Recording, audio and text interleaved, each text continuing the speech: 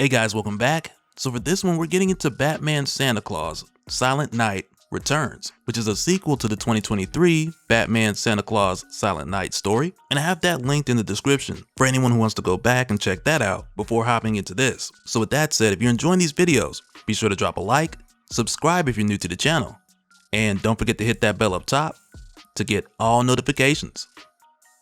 Alright, so with how this starts, we're just thrown into the action with what's meant to be a series of mysterious deaths taking place at the excavation site of the Lost Tombs at Valley of the Kings, Egypt, where seemingly at random, numerous people are being marked and petrified by an invisible figure wearing armor from the Arthurian time period. And as this continues, we'll find out who this is, as well as what's going on here. But first, this guy gets contained by the Green Lantern, John Stewart, as he tells the rest of the Justice League to meet on his position. But as soon as this happens, we jump over to Zatanna 10 hours later, where she's having a conversation with Constantine about this strange anomaly, as well as the Solstice Conclave, which is like a yearly gathering for magic users that's happening later on this night, but Constantine is just like, he's not going. And it's right in the middle of this talk where Damian shows up at her window, telling her that his father gave him her address and they need her help. And right away, she already knows that this is about that thing that's been petrifying people. So she tells Damian she doesn't know what it is. And that's when he fills her in on what the Justice League knows. Because Damian's coming here directly from Egypt when the League finally caught up to this guy, and it practically turned into a Scooby-Doo ending gone wrong. Because while John Stewart was containing it, Superman approached asking it, "Who are you and why are you killing people?" Only for the Knight to say nothing, turn its back on Superman,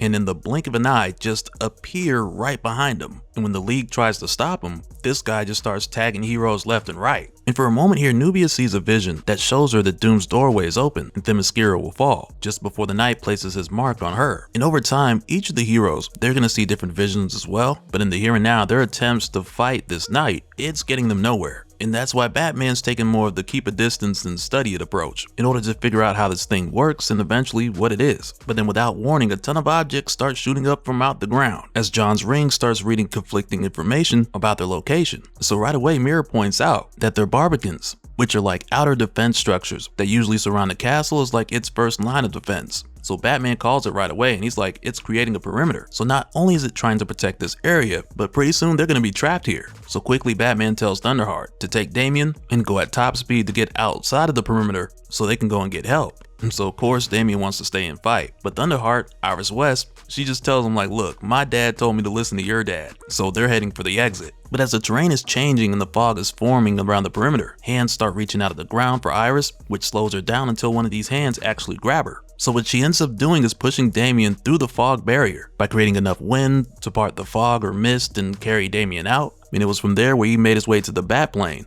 which brought him back here to Gotham on autopilot. And as Damian's telling her all this, Zatanna does a spell that gives him a cape and cocoa. But even after hearing these details of how the Justice League went in blind against arcane magic, she doesn't believe if she was there that she would have been of much help. And as Damian is sitting right under the tree, telling her how he needs help and that he needs to get back, this leads to a certain someone crawling out of their fireplace with what has to be the most badass fireplace entry that I've ever seen. And this person is none other than Claus himself, who Batman usually just calls Chris. But to Superman and everyone else, it's Santa. Because if you guys remember last year when we covered Silent Night, we talked about Santa's origin, as well as his abilities and how he could hear people around the world through their trees, which came in clutch in the last story. But that's how he was able to hear Damian here and why he made sure to come quickly. Because as it turns out, this mysterious Silent Night, it just happens to be someone that Santa's been looking for a while. And so when Damian shows Santa the insignia that the Knight's been marking everyone with, Santa explains to them where he recognizes it from.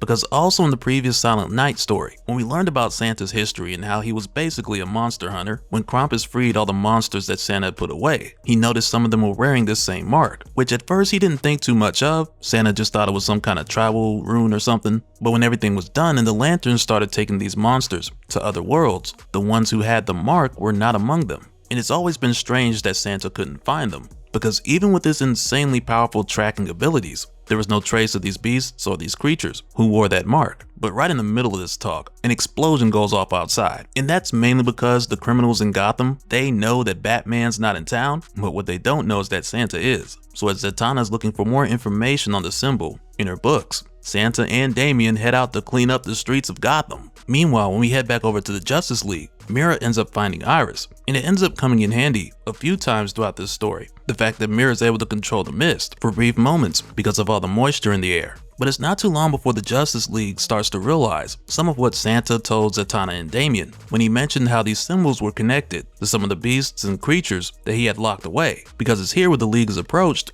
by a Norse giant who we saw in the 2023 Silent Night story back when Superman was possessed and broke all of these guys out of a glacier. And when this Norse giant appears, another clue kind of pops up here, because right away both Superman and Nubia engage. And mind you, they've both been marked with the Knight symbol. But the only reason they haven't been petrified like the other victims we saw before is because with the Knight feeding off of the people with this mark, the superheroes just die slower, whereas a normal person would just be killed in seconds. So Batman hurries to tell them to stop fighting and to stop using their powers for this reason, because now the Knight has gathered enough power to build his castle. And then following this, when we go back to Gotham City, where all the criminals are just wilding out since Batman's gone, it's here where these guys get a rude awakening from jolly old Saint Vengeance. And I'm telling you, Santa, he's got the whole Batman thing down. From the traversal to the stealth to the takedowns, he even has the perfect solution in his pouch, which is more or less like Santa's utility belt, because it's right here where he uses sand magic to make all these thugs go to sleep instead of fighting every last one of them.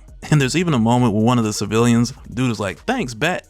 Wait a minute, but the timing on this was perfect, because it's here where Zatanna joins them to let Santa and Damian know that she's found a match for the symbols in her books, which dates back to England 506 in the Arthurian times. So to learn more about this, she suggests that Santa and Damian join her at the solstice party tonight, because among the many magic users that'll be there, someone's bound to know more about this symbol. But when they head over there, Zatanna's invite, it only allows for a +1, and it's very rare that exceptions are made for that. So what she ends up doing is disguising Santa as Batman. And right away he's just like, you know, I could have done this myself. Which, you know, right there, he's sounding like Batman already. But Zatanna, she knows Santa could have done this himself. She just wanted to cast a spell on Santa. And so when they go inside, one of the main people who's able to give them more information about this symbol and who it's connected to turns out to be Jason Blood, who we also know as Etrigan the Demon. And it makes sense given his history in the Arthurian time period, and really with just about any version of his origin, which lines up really well if we're talking pre-crisis, where Etrigan started as a demon who served Merlin and eventually took on the appearance of a normal man, or even in the case of your dual identities with Jason Blood. But it's here where he ends up telling them that this mysterious knight used to be a man, Brian of Kent, which right there undoubtedly lets the cat out of the bag, because we now know this mysterious Silent Knight is actually Silent Knight, who first appeared in Brave and the Bold issue 1, but Jason admits that he didn't know Brian well. They met at the court of Arthur, they were both knighted on the same day, and he remembers Brian making a name for himself as the Hawk of Camelot. But one day when King Arthur gave them a warning, which he received from Merlin, telling them to stay away from the castle in the mists, since few minds can withstand the melancholy courtyard. And so like most men at the time, Brian took it as a challenge, as a way to impress King Arthur. And even with Jason telling him not to go, Brian went in, and when the castle showed him his reflection in the pool, it turned into new armor. So Brian took it, and Jason hadn't seen him since. And he'll never forget the look of the Silent Knight's victims, who had all been drained of life. And so to get rid of this castle, Merlin and a bunch of other sorcerers severed its realm from the rest of the world. But as of recently, it's become in reach again. And so after showing them this story, Jason Blood is like, if anyone here can divine the location, he'll handle the rest. And that's when Felix Faust butts in like, cool story, bro. But with Felix Faust being a sorcerer who's known for making deals with demons and offering portions of his soul for their power, he's also the best guy here when it comes to conjuring spirits or just bringing someone to his location. But it's right here where Faust tells Brian that he's not a knight anymore. And in fact, that's not the only thing here that ain't what it seems. Cause that guy over there is not Batman. Cause he's like, if he's Batman, then I'm the Pope. And I mean, I don't know why when he calls out Santa here, I don't know why, but it's just so funny to me. But nonetheless, most of the people here are excited to see him. But then it also becomes very clear rather quickly that Felix Faust could basically end this whole thing right now, as far as what's going on with the Silent Knight, by just summoning him into this room so everyone else here can just jump him with magic. But as it turns out, Felix, he needs a bit of persuasion. And he even tells Santa like, yeah, you can't bribe me. There's nothing that you have that I want. And so right there, Santa opens up a portal and he brings in Krampus. And right away, Felix turns into a groupie. He's like, oh man, somebody take a picture and tag me. But shortly after, Felix ends up summoning the Silent Knight. And when he shows up, he points at Damian like, I remember you. So Jason Blood goes for the head. And it doesn't work. So Santa tackles the two of them and they all go through the window. And just before Santa can put the Silent Knight in a full Nelson, he teleports behind Jason Blood. He gives him his mark and he drains his life. So right away Zatanna, she tries to bring Jason back, but it's not looking good for him. Though it's right here where Damian lets her know they do have reinforcements on the way by way of the Flash, who literally shows up a second later to help out Santa, only for Wally to soon after get caught slipping, tagged with the mark and drained of his life force early in the fight. And as the Silent Knight is leaving, Santa makes sure to go with him while telling Damian and the others to call Eula so she can find him so they can find the Silent Knight. And so in the meantime, Zatanna, she uses an Amber spell to preserve both the Flash and Jason Blood until they can figure this out. And then it's here where Zatanna uses a spell that she had been holding on to since it takes years to put together. And it's designed to bring the heroes that they need who can specifically help them face the Silent Knight. So this way it'll call forth 3 heroes who, much like Santa, aren't affected by the Silent Knight's sword. And the 3 who end up coming back are Mary Marvel, Metamorpho, and Robot Man. And when they arrive soon after with the help of Baron and Dr. Mist, this ends up leading to the return of Etrigan. So now it's like the backup team, it's coming together, with it being made from people who won't be affected by the Silent Knight. But following this, when a portal opens up, everyone starts looking around like, who's this now? Because this time it wasn't Zatanna's doing. So Etrigan asks Damian if this is how the Knight travels, and Damian tells him no, it's how Klaus travels. And as it turns out, it's his wife, Eula, who's made her way here looking for her husband, Santa. But at first she believes they're his enemies, so as soon as she shows up, she's in attack mode. And meanwhile, back over with the Justice League, who for the most part are trying not to use their powers. For a moment here, to hold off all the monsters and zombies, John Stewart just created a dome to cover them and keep all the other creatures out, but this dome just comes crashing down when John's ring runs out of power. And this forces some of them to use their abilities, like Superman for example, who's just literally trying to look out for Batman. But for others like Nubia for example, she's able to just exert less energy and use skill to help the others fight back, since everyone really can't use their full tool set here. And so for them to get away, Mira, who's like a mist bender given the current circumstances, she's able to blind the monsters and the other creatures and lead them away. And as soon as they get a breather, the Silent Knight shows up, followed by Santa landing right on top of him. And you can tell that Superman is just here for every bit of it. But this time around, the Silent Knight is solidified a lot longer, which falls in line with the more that he absorbs, which at the end of the day just goes back to the Knight being used by the castle. But right here, the tables turn for a moment, because as the Knight's pinned down, he lets go of his sword, and he guides it to swoop around and stab Santa, to where right after that, the Knight's able to teleport away. And Santa lets the others know that he's gonna be okay, because his healing factor is crazy good. But one of the things they tried to do here that didn't work was get Superman to grab the Knight's sword by wrapping it up in his cape first. But Clark wasn't able to get to it fast enough. And mind you, throughout this story, Superman is nerfed like crazy. And it's not only because of the moments where he's trying to hold back, but he's also slower, he's not able to hear as well as he should, which is how they got caught in the sneak attack earlier. And I mean, I would go into the whole thing here about how Superman is vulnerable to magic, but let's be honest, most people are. So it's not really surprising that this is affecting him too. But also right here, the heroes realize the longer they stay out here, the more of their power is going to get drained. So they have to take the fight to the Knight, to the castle, if they're going to end this. And as they make their way to the castle, Santa lets them know that he's learned some history about this place, so he'll fill them in along the way. Meanwhile, when we go back to Damian and Zatanna, it's here where Zatanna helps Eula realize that they're on her side by using the residue of her dove spell to catch her up on what they already know. So from here, she uses the crystal in her belt, which will lead them to Klaus, as well as the Knight and the magic castle. And as soon as they get there, Eula finds Klaus's blood in the location where the Knight stabbed him. And as the Justice League make their way closer to the castle, they see the water from the story out front that shows you like the magical reflection, to where right now it's showing the Justice League what the Silent Knight is doing, which is absorbing more life force. And we find out that this is being done by way of the castle moving to different locations in the world. So to get the Knight to leave these people and get him to come back to what's basically a moving pocket dimension, the heroes figure if they go inside the castle, then the Knight will come back and come after them. But as they try to head in, a Leviathan-like creature comes out from the water to stop them. And it just has Batman like, I should have known the castle was guarded. But while they're fighting this thing off, Damian and Zatanna's team show up. And when they do, Etrigan goes full demon time on this thing. And it's pretty cool because he's biting and clawing the guts out of it. It's awesome. While spitting his rhymes at the same time. Nothing new here. And so with Damian coming through with the backup, Iris asks him about her dad. Like, is he coming? Did you find him, Damian? And Zatanna's back there like, nah, don't tell her. So Damian just lies and tells her that he didn't hear back. But right after this, it gets really cold. And that's when they look up and realize that the castle has brought them to the Himalayas. And so once again in the water, they can see the reflection of what the Silent Knight is doing now, which is going after the people in this area and collecting more life force, which is now causing him to become even more human. So to draw him away from the people and lure him back, Batman tells the others to attack the castle, but given that it's a magic castle, they're really not able to do much to it. And so Etrigan tells him, "What fool ye mortals be? This fortress was built by Fairy." And Robot Man just tells him, "Yeah, that rhyme was strained, buddy."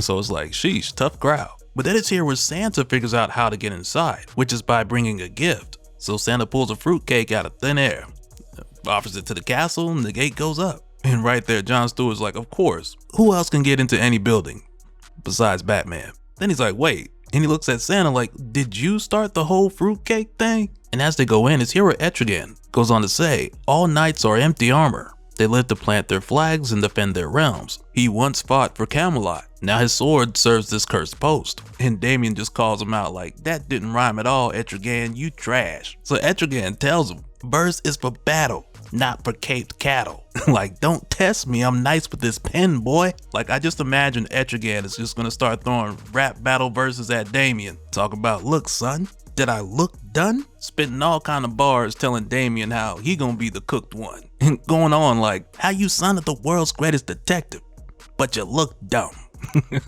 I'm sorry. You know how them battle rappers be doing. And I mean, everybody else would have been moved on while Etrigan's back there spinning the hot 1600.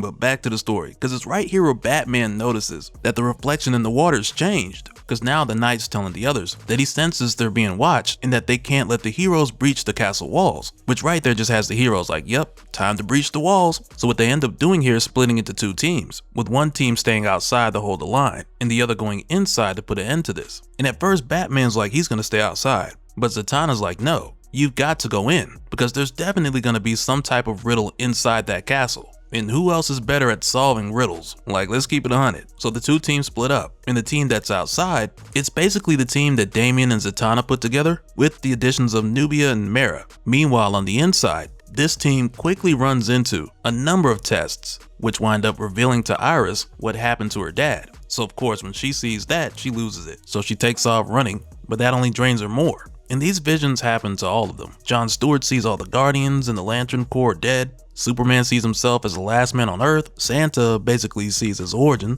Zatanna sees her father, so on and so forth. So to get through this, they basically have to help each other out. And even though we don't see what everyone saw, like Batman for instance, we didn't see his. And I mean, in his case, it was more than likely one or two things. But eventually they pull through and they push forward. And as they do, Zatanna goes on to explain how this castle, which was built with fairy magic, which is why a lot of the things that are happening here sound like they came out of some sort of fairy tale, but this magic is considered to be alien in comparison to the magic that they've seen more often. And she even goes on to say that they may have been alien. But following this, the group gets snatched up and pulled into a riddle, which just has Zatanna like, I knew it. And it's here where they're told only Immortal can answer this question. And the question is simply, what's in this box? And it's a box in front of a stone frog that looks like a gift. And so Batman, he gets it on the first try, because he's Batman. But he also realizes that the house is telling them how to stop the night, because everything here reacts to the visitor. The box is a gift, so what's in the box is what they put in it. So when Batman answers the riddle, the castle lets them go. And now that Batman's figured out what needs to be done, this then leads to Metamorpho posing as Jason Blood, which is something they use to lure the knight back to the castle. Because once they open it again and push him inside, it'll be this whole thing where he's returning the gift, and this will all be over. And so what happens is they end up getting him close. And I mean, they get him inside. But this dude was fighting like he did not want to go back in. And as a result of him returning, this causes the life force that he absorbed to return to the people who were believed to be dead. And I mean, they were basically dead. But it's more so the case of the people who were recently victims. They're all restored, while the others who were absorbed much longer ago, like the zombies we saw earlier, their souls are just laid to rest. So Wally West is alive again, and everything's a happy ending.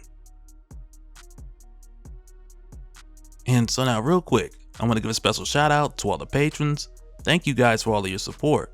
And for anyone who's new here, who wants more information on how to support the channel, I got a link below where you can go to patreon.com/dopespill.